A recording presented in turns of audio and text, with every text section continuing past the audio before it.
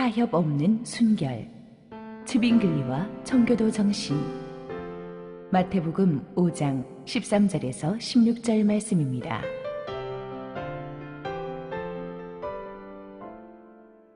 너희는 세상의 소금이니 소금이 만일 그 맛을 잃으면 무엇으로 짜게 하리요? 후에는 아무 쓸데없어 다만 밖에 버려져 사람에게 밟힐 뿐이니라.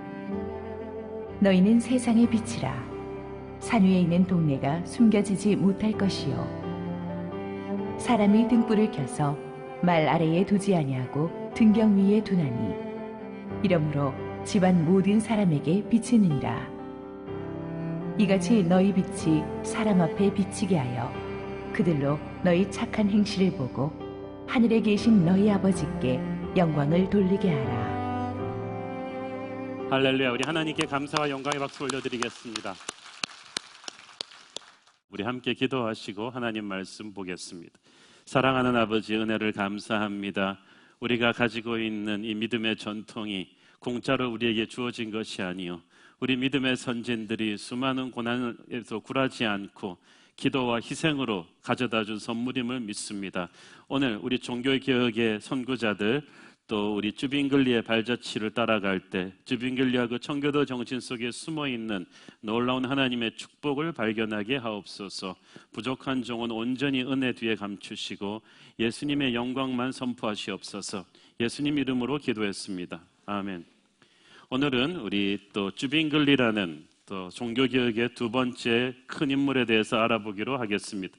이 사진에서 두 번째 나와 있는 인물인데요, 이 스위스 태생의 이 쯔빙글리는 어릴 때부터 굉장히 총명한 학생이었다고 합니다. 아버지가 농부였지만 자식은 정말 최고의 교육을 시켜야겠다는 생각을 하고 스위스의 제일 가는 명문에 진학시켰습니다.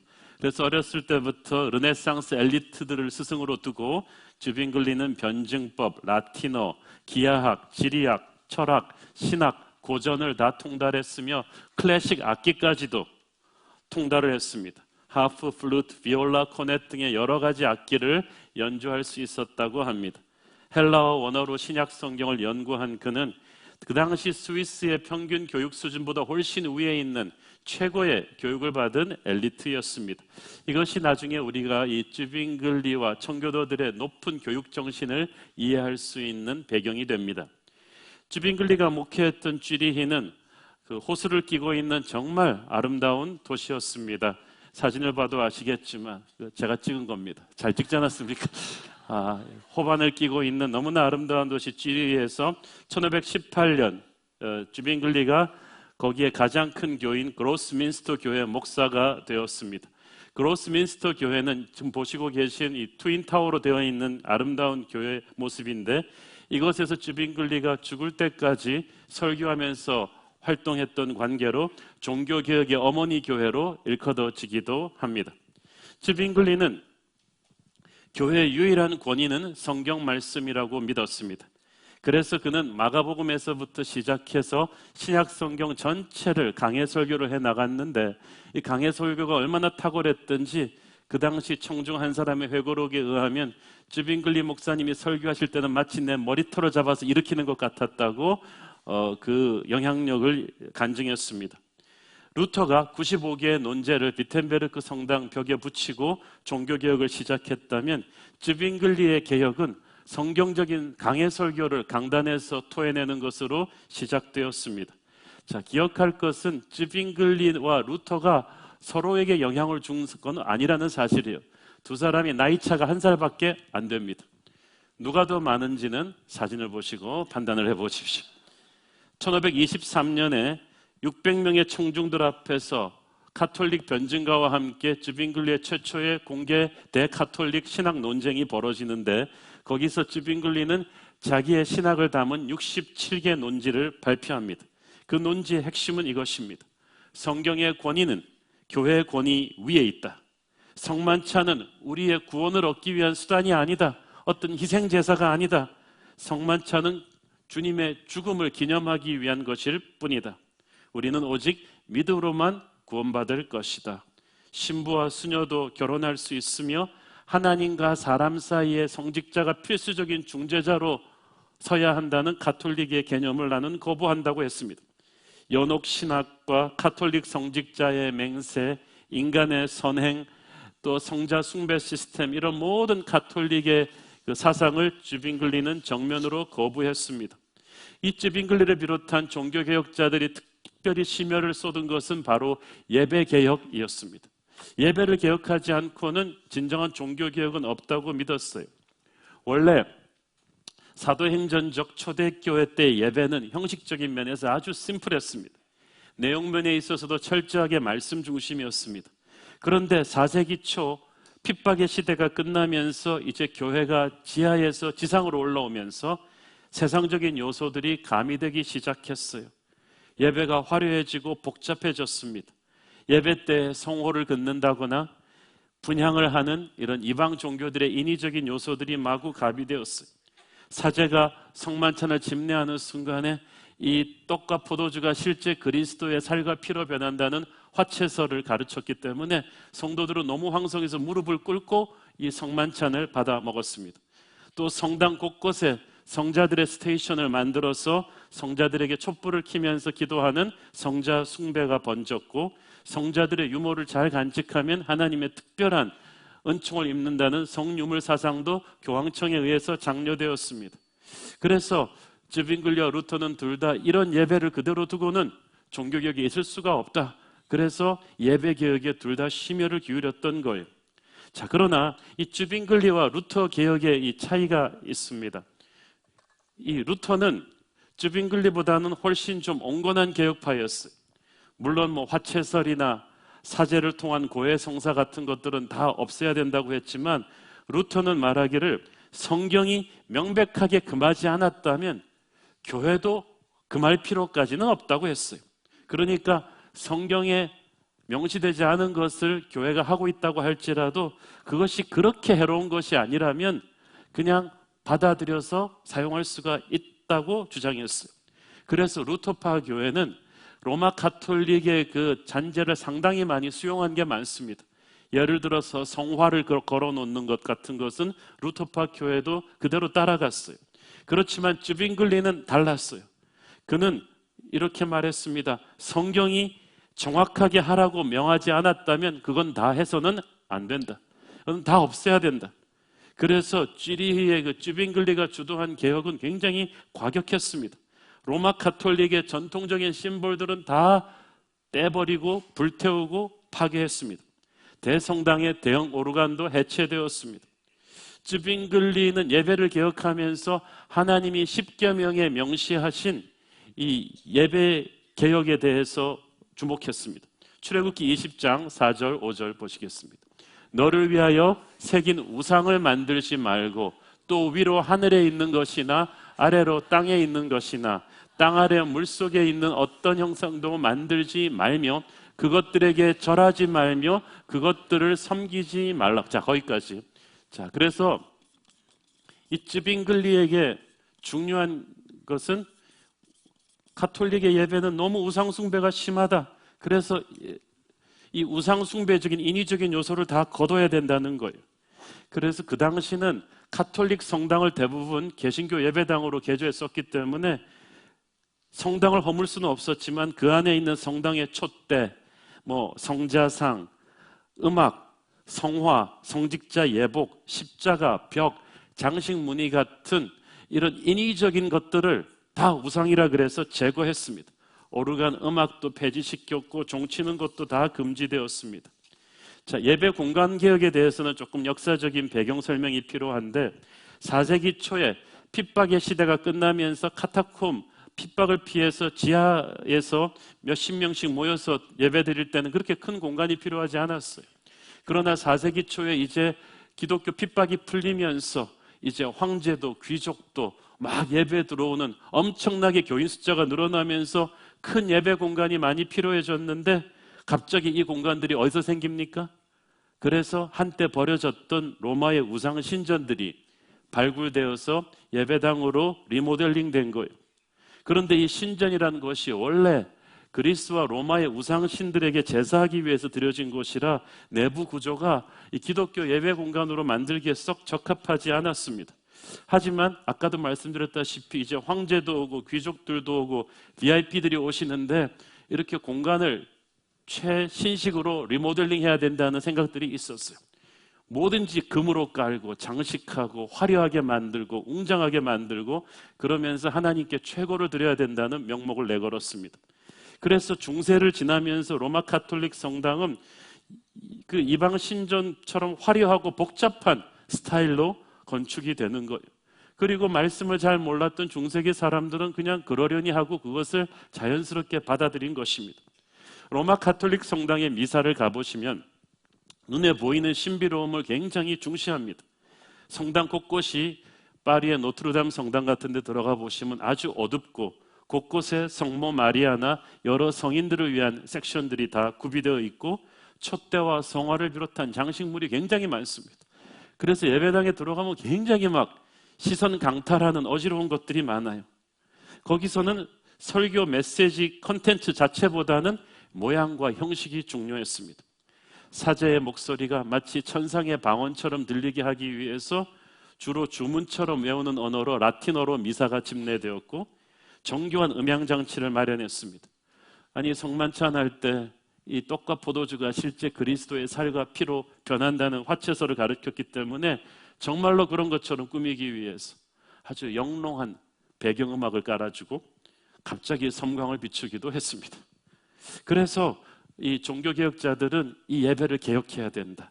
초대교회 정말 신령과 진정으로 드리는 말씀 중심의 심플한 예배로 우리가 돌아가야 된다고 주창한 거예요. 그래서 세례를 베풀면서 성호를 긋는 행위라든지 성찬을 받을 때 성도들로 하여금 이렇게 무릎을 꿇게 하는 행위를 다 폐지시켰습니다. 성직자가 특별한 사제의 복장을 착용하는 것도 로마 가톨릭의 잔자라 그래서 거부했습니다. 이것은 루터의 만인 제사장론에 기초한 것입니다. 우리 모두가 다 구별 없이 하나님 앞에 왕같은 제사장인데 성직자만 특별 계급으로서의 제복을 착용하는 것은 옳지 않다는 생각이었죠. 그리고 중세기까지만 해도 가톨릭에서는 예배의 중심이 성만찬 테이블이었어요. 그런데 이제 이것을 말씀 중심의 예배로 바꾸기를 원했습니다. 교회당에서 예배를 드릴 때 연극을 보는 듯한 이 사제들의 예전이 사라지고 목사에 의해서 말씀이 성경 말씀 중심의 강해 설교가 라틴어가 아닌 그 나라 사람들의 언어로 설교되기 시작했습니다. 동시에 말씀이 집중되지 못하게 방해하는 온갖 성상과 성화와 장식들을 다 걷어냈어요. 설교자의 목소리가 최대한 잘 전달되도록 제가 다음 주에 사진으로 보여드리겠습니다만 이렇게 개조한 개신교 교회당에서는 이 조그만 이 박스에 설교단을 넣어갖고 예배당 가운데로 올렸어요. 그래서 설교자를 다 보고 들을 수 있도록 했습니다. 예배개혁은 찬양개혁도 가져왔어요. 가톨릭의 찬양은 여러분 그레고리안 찬트라 그래서 이 미성의 소년들을 중심으로 한 기가 막힌 성가대를 중심으로 하는 것이었습니다. 그러나 개신교 종교개혁자들은 찬양이란 몇 사람의 전문 음악인들이 드리는 것을 우리가 구경하는 것이 아니라 우리는 예배의 구경꾼이 아니라 참여자가 돼야 된다. 구원받은 모든 백성들이 다 함께 드리는 찬양을 하나님이 기뻐하실 것이다. 그래서 congregational singing, 그 회중 찬양을 이제 중심으로 개신교의 예배가 바뀌기 시작한 것입니다. 여러분이 지금 누리고 있는 그 모든 것들이 얼마나 어렵게 왔는지 이제 아시겠죠? 화려한 가톨릭 성당의 로즈 윈도우와 스테인 글래스 창들도 다 벽돌로 막아버리고 사람들이 신비주의로 빠질 가능성을 막고자 했습니다. 이 기존의 로마 가톨릭 성당을 항상 이 도시 중심에 있는 가장 크고 고급스러운 건물이었고 성도들이 항상 1000년 동안 그곳에서 모이는 게 습관화되어 있었기 때문에 아무리 종교개혁을 했다고는 하나 하루아침에 이걸 없애고 새 성전을 지을 여유도 돈도 그게 없었다는 거예요. 그래서 대부분 기존의 로마 가톨릭 성당을 개조한 것입니다. 그런데 이제 네덜란드 같은 곳에서 점점 개신교 인구가 늘어나면서 신도시들이 생길 때는 아예 처음부터 건물을 개신교 예배 철학에 기초해서 지었죠. 이 개신교 예배당들을 가보면은 그냥 많은 사람이 단정하게 모여서 말씀드릴 수 있는 심플한 공간으로 만들었습니다. 눈에 보이는 곳에서 장식으로 화려함으로 신성함을 찾는 것은 이방 종교의 특징이라고 생각했어요. 그래서 쥐빙글리의 예배 개혁에서는 우상 숭배 요소들을 다 타파한다는 그런 생각이 있었습니다.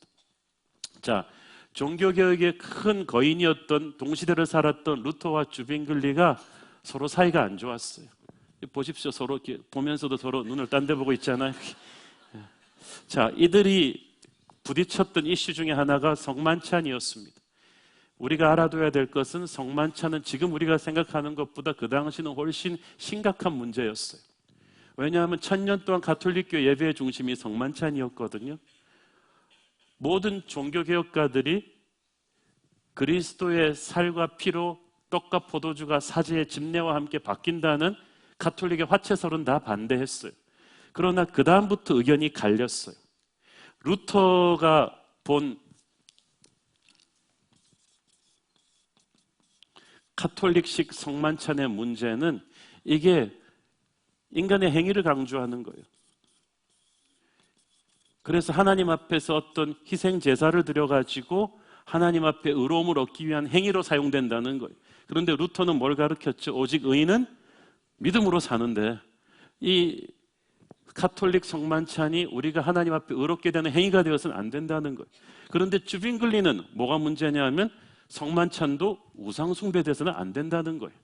광야에서 금송아지를 만들어 놓고 여호와라고 불렀던 이스라엘 백성들처럼 성만찬을 빵과 포도주를 놓고 실제 주님의 살과 피라고 거기에 절하는 것은 우상 숭배라는 거예요. 쥐빙글리에게 있어서 성만찬은 단순히 주님께서 나를 기념하라고 하신 결혼 반지와도 같은 것이다. 그 이상도 그 이하도 아니라고 정리해 줬습니다. 자, 여기서 우리가 쥐빙글리와 루터를 좀 이해하려면 이 두 사람의 백그라운드가 다르다는 걸 알 필요가 있어요. 루터는 지난주에도 배웠다시피 수도사 출신이에요. 엄청난 고행과 또 수련과 금식을 통해서 자기의 노력으로는 구원받지 못한다는 걸 깨닫고 오직 의인은 믿음으로 살리라. 그렇게 이신친이의 신학에 도달했단 말이에요. 그래서 루터에게 있어서는 인간의 지성이 굉장히 대소회의적이었어요. 왜냐하면 이것도 인간의 행위란 말이에요. 그런데 쥐빙글리는 아까도 말씀드렸듯이 르네상스 최고의 엘리트 교육을 받았어요. 쥐빙글리는 루터처럼 그렇게 가혹한 자기 고행의 수사의 길을 걸어오지 않았어요. 이 사람은 르네상스 학자로서 성경 본문을 깊이 파다가 가톨릭의 병폐를 깨닫고 개신교 신학에 도달한 사람이에요. 그래서 그런지 항상 루터는 쥐빙글리가 너무 이성주의적이라고 비판했고 쥐빙글리는 루터 보고 너무 무식하다는 거예요. 너무 신비주의라는 거예요. 그래서 두 사람은 평생 서로 갈등을 해결하지를 못합니다. 이 쥐빙글리와 루터의 그 차이점은 훗날 두고두고 개신교 신학의 균형을 우리가 잡는 데 나중에 도움이 됩니다. 자, 쥐빙글리의 사상에서 굉장히 중요한 것은 교회와 국가가 하나가 돼야 된다는 종교 일치 사상이었어요. 그는 1522년 쥐리히 시의회로 하여금 성경과 일치하지 않은 어떤 관습도 금지시켰고 모든 쥐리히 시민들은 태어나자마자 유아 세례를 받고 교회 신자가 되게 해서 교회에 출석하게 했어요. 그렇게 하지 않으면 그 사회에서 직업도 얻을 수 없고 교회 출석하고 11조 내지 않으면 벌금을 내야 되는 그런 도시를 만들었어요. 교회와 국가는 하나가 되었어요. 교회는 모든 사람들의 교회였던 거예요. 그래서 지금도 독일과 스위스에 가보면 종교개혁이 아니라 이 개혁이 사회 전체로 퍼져나가는 그들은 크리스찬 국가를 원했던 거예요. 이것이 한 세대 후에 25년 후에 태어나는 존 칼빈의 제네바 종교개혁과 그 종교개혁의 뭐라고 할까요? 모판이 되어줍니다. 조금이라도 말씀에 어긋나는 로마 가톨릭의 잔재는 세밀하게 다 개혁해버리려는 그 정신, 교회뿐 아니라 국가 전반으로 사회 모든 영역으로 이 개혁의 바람을 확대하려는 그 정신, 훗날 영국에서 이런 정신을 가진 사람들을 퓨리탄, 청교도들이라고 부릅니다. 이 퓨리탄이라는 영어 단어는 to purify, 순결하게 한다는 영어 동사에서 와서 정말 타협하지 않는 순결의 개혁. 그러니까 쯔빙글리의 후예가 바로 존 칼빈이고, 이 존 칼빈이 이어간 것이 바로 청교도 정신이에요. 이 청교도 정신을 가지고 영국의 청교도들이 미국으로 건너가서 신대륙 미국을 건국한 것입니다.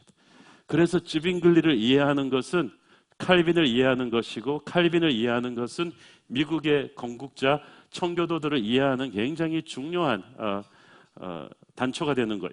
자, 쯔빙글리는 민족주의자였습니다. 모든 스위스 사람들이 교황청과 신성 로마 제국의 압제로부터 벗어나기를 원했기 때문에 굉장히 우리나라로 말하면 크리스천 독립투사였어요.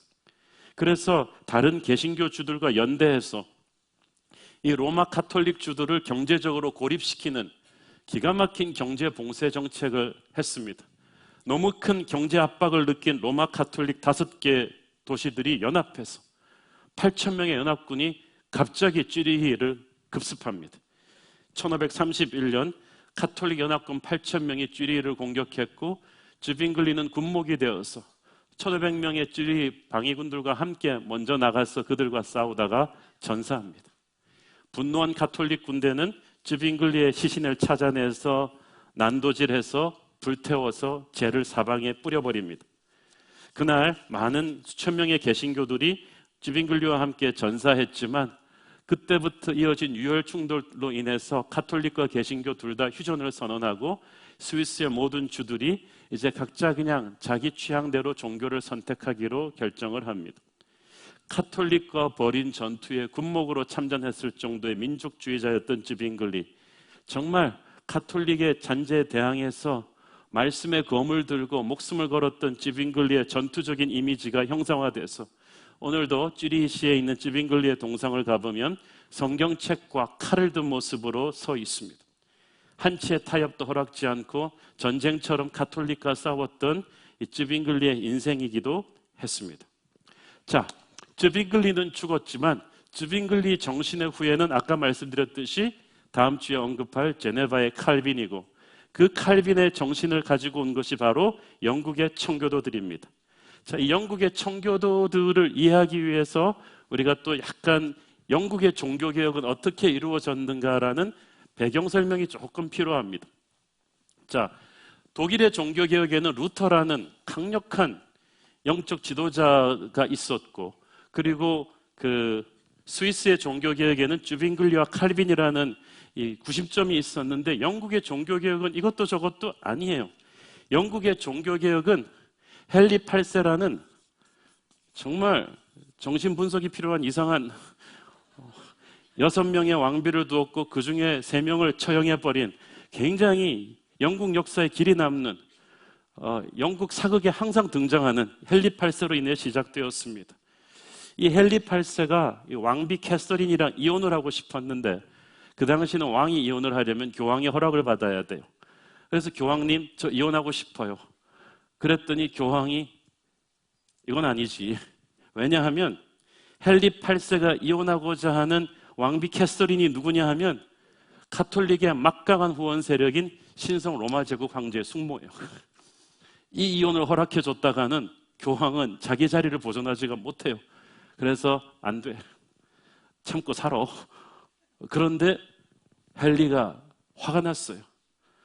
그래서 이혼을 그냥 강행해 버렸습니다. 그랬더니 교황이 네가 나를 무시해? 그래서 헨리 8세를 출교시킵니다. 그랬더니 헨리 8세가 네가 뭔데 나를 출교시켜? 좋아, 이제 나도 영국 영토 내에서 교황의 권위를 쓸어버릴 거야. 그래서 1534년에 그는 교황청과 결별합니다. 그리고 국왕을 수장으로 하는 잉글랜드의 국가교회를 출범시키니 이것이 바로 영국 국교회예요. 앵글리컨 철치죠. 그런데 이 국교회는 왕을 수장으로 해서 교회 감독들이 왕을 대신해서 교회를 다스리기 때문에 에피스코폴 철치라고도 불립니다. 이것은 영국 성공회를 말하죠. 중요한 것은 명칭이 다를 뿐이지 왕을 수장으로 하는 영국의 국가교회인데, 중요한 건 헨리 8세는 교황한테 화가 나서 정치적으로 결별해서 이 영국 교회를 세우기는 했지만은 신학은 뼛속까지 가톨릭이에요. 전혀 자기가 바꾸고자 하는 의도도 없고 개신교 신학자 루터를 한때는 독사라고 비난하기도 했던 사람이에요. 그래서 헨리 8세가 원했던 것은 교황이 주도하는 로마 가톨릭 교회를 왕이 주도하는 영국 가톨릭 교회로 바꾸는 거예요. 그래서 영국 국교회라는 것이 가톨릭이 하는 걸 그대로 킵했어요. 성직자 결혼하지 않는 거, 공적인 미사 드리고 사적 미사 드리고 고해 성사 드리고 가톨릭이 하는 걸 다 고수한 거예요. 그랬더니 이건 간판만 바뀌었지 이건 가톨릭이지 개신교가 아니다 라고 반발한 것이 바로 청교도들입니다. 이들은 진짜 종교개혁을 하려면 즈빙글리와 칼빈식 순교를 타협하지 않는 제대로 된 개혁을 해야지 이게 뭐냐라고 들고 일어났어요. 그런데 헨리 8세가 죽고 나서 그 다음 보위에 오른 메리라는 여왕이 이 청교도들을 가만두지 않았어. 이 아줌마 완전히 뼛속까지 가톨릭인데다 성격이 무서운 아줌마. 그래서 이 아줌마의 이미 그 순교자들을 300명을 냈어요. 무자비하게 청교도들을 탄압하고 죽이고, 그래서 이 아줌마 이름 앞에 블러디 자가 붙어요. 피투성이 메리. 가장 독한 양주의 이름이 블러디 메리가 되죠. 그 다음부터.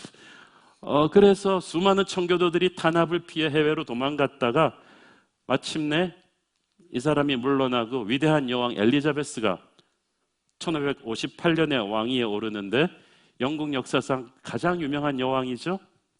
우리나라로 말하면 선덕여왕과 광개토대왕을 합친 인물입니다. 위대한 영국을 이룬 엘리자베스는 독실한 크리스찬은 아니었지만 아주 지혜로운 정치가였어요. 그래서 블러디 메리의 아주 지독한 청교도 탄압을 스톱시키고 가톨릭의 정치적인 횡포를 다 몰아내면서 개신교와 가톨릭을 함께 끌어안는 중재안을 발표했어요. 그는 가톨릭 신학을 딱 담을 쌓긴 했지만 또 극단적인 개신교 청교도들도 좀 너무 과격하다고 생각했어요. 그래서 타협안을 만들었는데 타협안이 청교도들을 탄압하지 않았을 뿐이지 그래도 가톨릭의 잔재를 그대로 가지고 있는 영국 국교회를 만든 거예요. 그러니까 이 청교도들이 블러디 메리의 아주 피 묻은 탄압보다 이 엘리자베스가 어떻게 보면 더 힘든 거예요. 존경받는 왕인데 이 왕이 내건 중재안이라는 것이 너무 뜨뜻미지근한 거예요. 그래서 이건 아니다.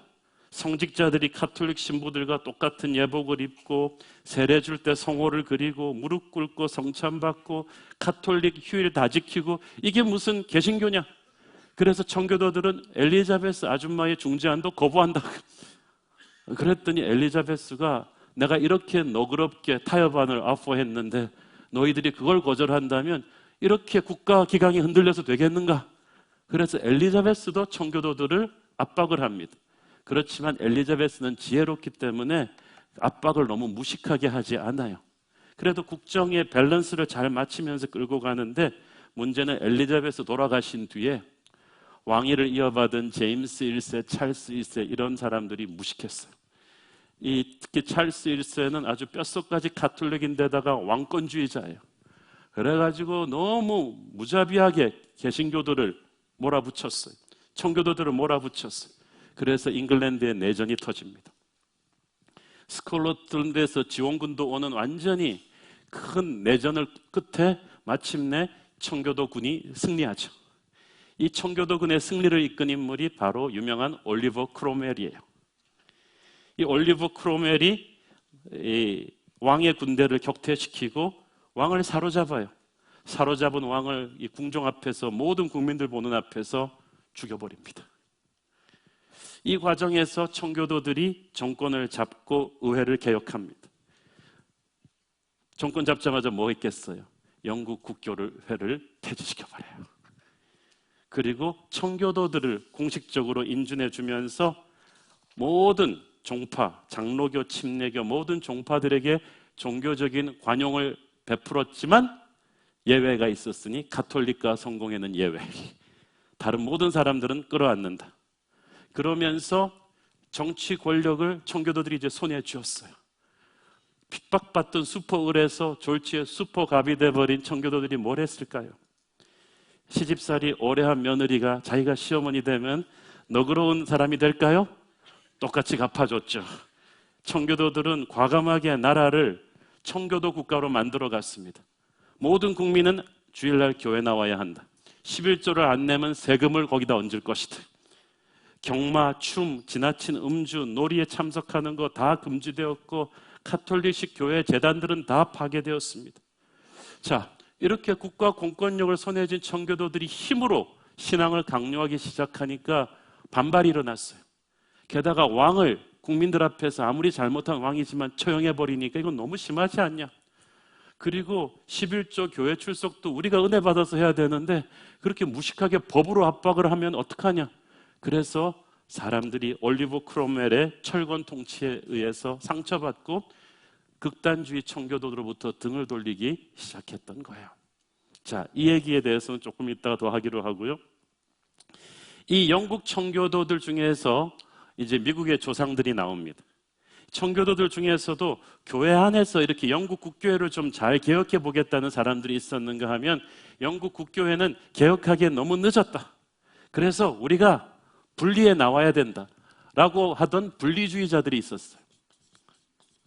우리는 새로운 운명을 개척해야 된다. 이들 분리주의자들이 중에서 소수의 그룹이 네덜란드에 가서 영국 땅에서는 이제 소망이 없다. 그래서 네덜란드에 가서 우리의 새로운 미래를 꿈꿔보자 그러는데 네덜란드에 가니까 이제 먹고 살 것도 없고 여러 가지 상황이 잘 안 풀렸어요. 그러다가 신대륙 미국에 대해서 누가 얘기를 흘린 거예요. 그래? 그러면 우리의 신앙의 자유를 지킬 수 있는 미국으로 다 건너가자. 그래가지고 다시 영국으로 돌아와서 야 누가 가서 배 좀 알아봐라. 메이플라워라는 배가 있습니다. 그래서 미국 역사의 가장 유명한 배죠. 이 메이플라워 이 범선을 타고 이 100여 명의 청교도 분리주의자들이 1620년 9월 20일 대서양을 건넙니다. 아주 폭풍우 속을 뚫고 간 항해였는데 이 배 안에서 자기들의 헌법을 만들어요.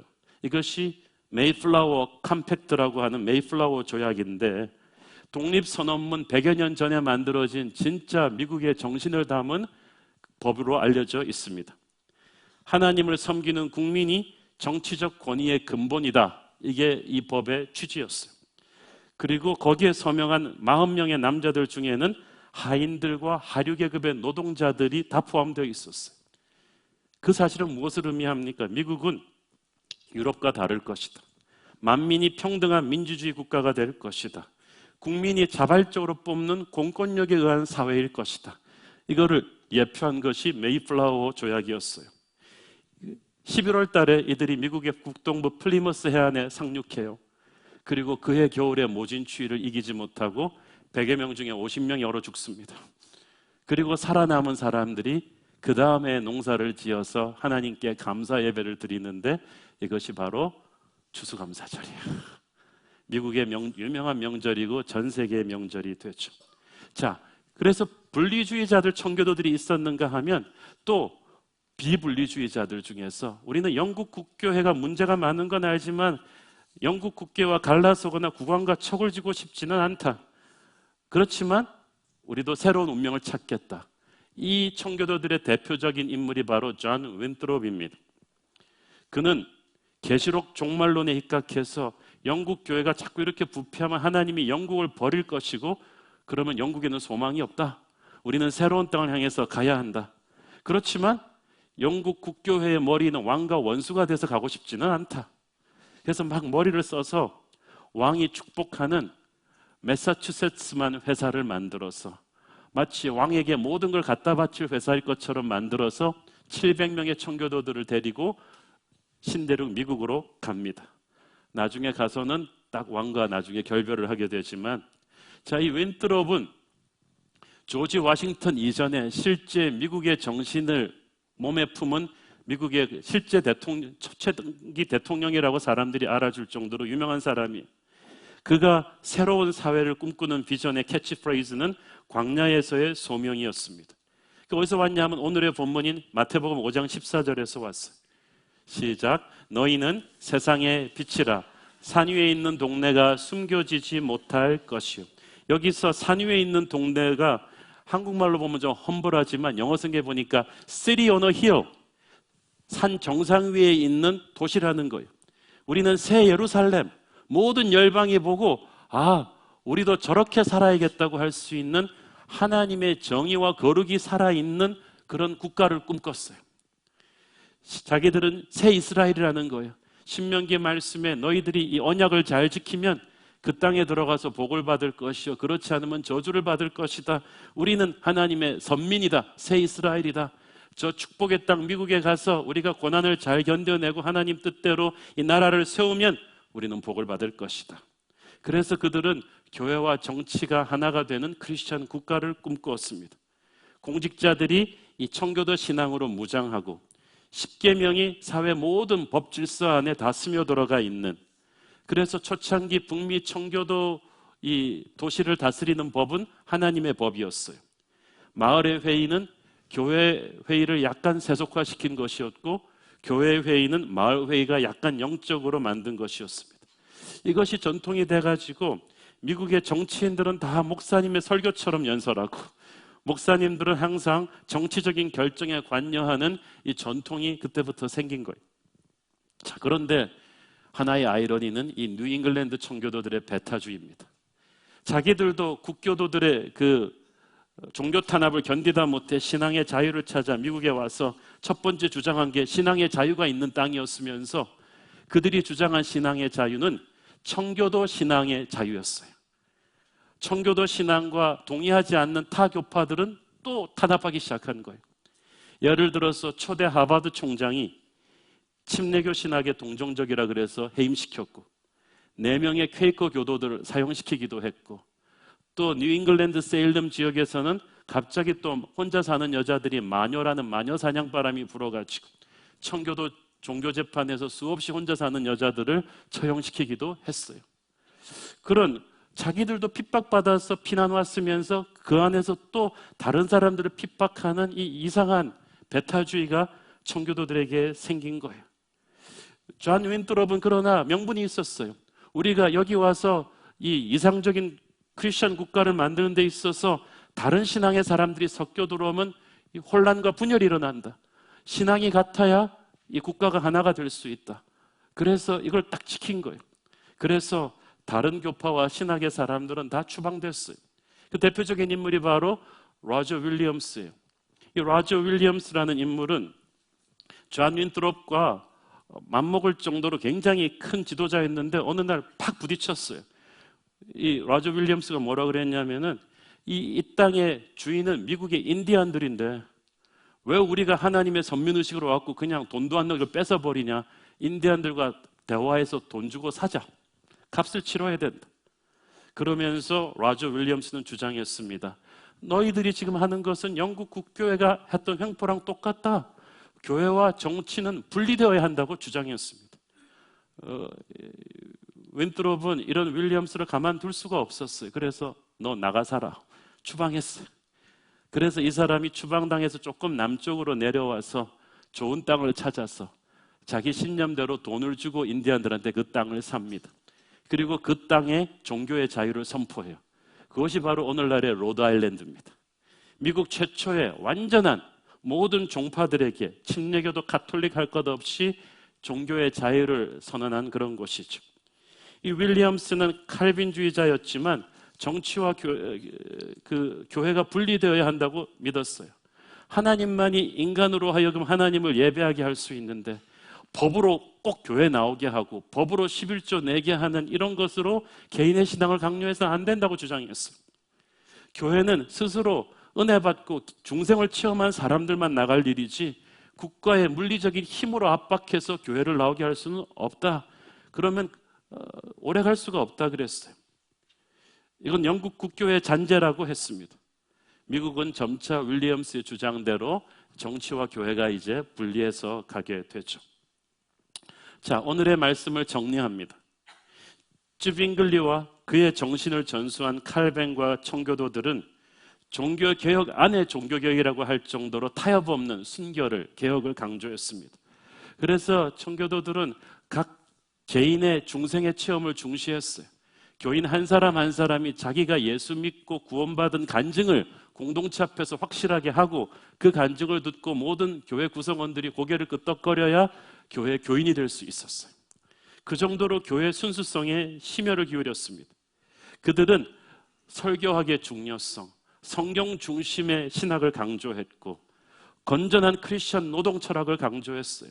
그래서 청교도 교인들은 일 없이 빙빙 놀고 있으면 교회 와서 징계를 받았어요. 너 왜 노는 거냐? 게으름은 죄다. 그래서 건강한 직업 정신, 노동 정신, 오늘날도 미국의 정신이 된 노동 정신을 만들었고 크리스천 문화, 크리스천 국가를 만들어야 한다는 개념을 실체화시켰습니다. 이들의 이런 열정은 정말 박수받아 마땅하지만 그것이 너무 지나쳐서 저지른 실수들이 있죠. 첫째로 쓸데없는 인간 가톨릭의 구패나 악습을 없애면서 새로운 미래를 열기 위해서 개혁한 건 좋았지만 그러다 보니까 과거의 것은 모두 나쁘다고 없애버리는, 그래서 역사의식이 결여된 개혁을 낳게 하고 말았어요. 그러니까 중세교회사가 교황청에 문제가 있긴 했지만 중세교회 천년의 그 역사가 전부 다 무의미한 건 아니었거든요. 우리가 중시해야 될, 보존해야 될 중요한 것도 많았어요. 그러니까 토마스 캠피스 같은 그런 수도사들의 그런 경건주의라든지 침묵과 영성훈련, 이런 건 굉장히 우리가 본받아야 되고, 또 예배의식의 경건성, 오늘날 개신교에서는 너무 자유를 주장하다가 너무 무례하고 하나님의 예배의식을 너무 함부로 대하는 경향도 있는데, 그런 것들까지도 초대교회사, 중세교회사를 다 무시해버리고 나니까 이게 너무 힘없는 미래가 되어버리는 거예요. 그러니까 과거에서 배우지 못하고 자기들도 똑같은 잘못을 저지르는 그런 안타까움도 있었습니다. 또한 자기들만이 진짜 신자라는 이 독선에 가까운 선민주의로 말미암아 다른 교단들을, 종파 사람들을 다 탄압하는 이런 무서운 배타주의로 흐르고 말았죠. 진리의 칼로 교회를 개혁하다가 형제까지 다 베어버리는, 사랑이 없는, 진리만 남아있는 무서운 개혁이 얼마나 끝이 안 좋은지를 또 그들은 보여주었습니다. 또 기독교 국가를 정치적인 힘으로 만들 수만은 없는 것입니다. 교회는 사람들의 영혼에 감동을 주어서 스스로 삶을 바꾸게 해야지, 세상 정치 권력을 장악했다고 해서 그 힘으로 사람들에게 영성을 강요할 수는 없는 일이었습니다. 그럼에도 불구하고 청교도들은 교회 역사상 성경적인 경건을 가장 잘 실천하였던 사람들입니다. 그들은 교회의 개혁을 교회 하나만 가둬두는 것이 아니라 그것을 세상 속으로 흘려보내서 가정과 사회, 국가 모든 영역이 함께 변하는 크리스천 국가를 만들기를 꿈꾸었고 그 꿈으로 미국의 기초를 놓았습니다. 그래서 역사상 가장 비교적 건강하고 경건한 세상을 만들려고 몸부림쳤어요. 그것은 오늘날 우리에게도 시사하는 바가 큽니다. 우리도 한 번쯤은 예수 한국의 꿈을, 그래도 인구의 4분의 1이 크리스찬이라는데 꿔볼 될 때가 있다는 것을 주빈글리와 청교도들은 우리에게 도전을 줍니다. 정말 성경 말씀의 원칙대로 교회 밖으로 흘러가는 부흥의 물결, 정치, 경제, 교육, 문화 모든 분야가 다 함께 거룩해지는 거룩한 나라의 꿈을 우리도 한번 꿀 수 있다는 것을 우리 청교도들이 우리에게 알려주는 것입니다. 기도하시겠습니다. 사랑하는 아버지, 은혜를 감사합니다. 500년 전에 그 무서운 암울한 가톨릭의 악습을 타파하면서 오직 말씀으로 타협하지 않은 순교를 부르짖었던 주빈글리와 청교도 정신을 오늘날 우리도 보고 배우기를 원합니다. 그 과정에서 실수도 있었고 아픔도 있었지만 이를 통하여 우리는 더욱 성숙해지고 더욱 깊어지기를 원합니다. 우리도 예수 한국, 그리스도의 계절을 꿈꾸게 하옵소서. 예수님 이름으로 기도했습니다. 아멘.